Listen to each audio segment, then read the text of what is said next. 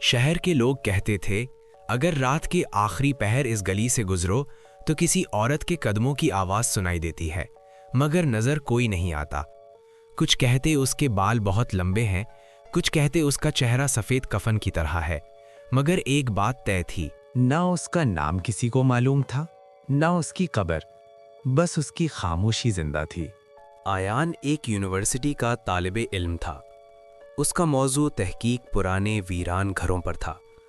جب اس نے اس گھر کا ذکر سنا تو اس کی آنکھوں میں تجسس جاگ اٹھا۔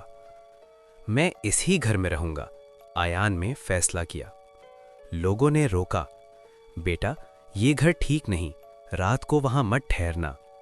آیان مسکرا دیا، یہ سب کہانیاں ہیں۔ اسی رات وہ گھر اس کا ٹھکانہ بنا۔ رات کے 12 بج چکے تھے۔ گھر کے اندر عجیب سی ٹھنڈک تھی۔ آیان نے ریکارڈر آن کیا۔ وقت 12:14 رات، مقام پرانا حویلی نما گھر۔ اچانک گھر گھر جیسے کوئی ننگے پاؤں زمین پر چل رہا ہو۔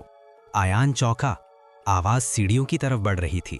اس نے ٹارچ جلائی۔ سیڑھیوں کے آخری سرے پر ایک عورت کھڑی تھی، سفید لباس، کھلے سیاہ بال، جھکا ہوا چہرہ۔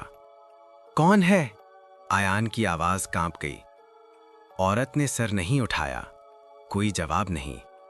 اچانک وہ آہستہ سے پیچھے مڑی اور دیوار میں گم ہو گئی۔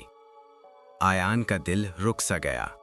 اگلے دن آیان نے شہر کے ایک بوڑھے شخص سے بات کی۔ بوڑھا بولا، اس عورت کا نام زہرا تھا۔ زہرا ایک مظلوم عورت تھی۔ اس کا شوہر ظالم، بد کردار اور سنگ دل تھا۔ ایک رات اس نے زہرا کی زبان کاٹ دی تاکہ وہ کبھی سچ نہ بول سکے۔ اسی کمرے میں زہرا نے دم توڑ دیا۔ بوڑھے کی آنکھوں میں آنسو تھے۔ مرنے کے بعد بھی وہ بول نہ سکی۔ اسی رات آیان کو نیند نہ آئی۔ دیوار پر اچانک خون سے لکھے الفاظ ابھرے، میری آواز واپس دھو۔ کمرہ سرد ہو گیا۔ زہرا اس کے سامنے کھڑی تھی۔ اس کی آنکھوں سے خون کے آنسو بہہ رہے تھے۔ اس نے آیان کے گلے پر ہاتھ رکھا۔ آیان چیخنا چاہتا تھا مگر آواز غائب تھی۔ صبح لوگ گھر کے اندر داخل ہوئے۔ آیان مڑتا پڑا تھا۔ اس کی زبان غائب تھی۔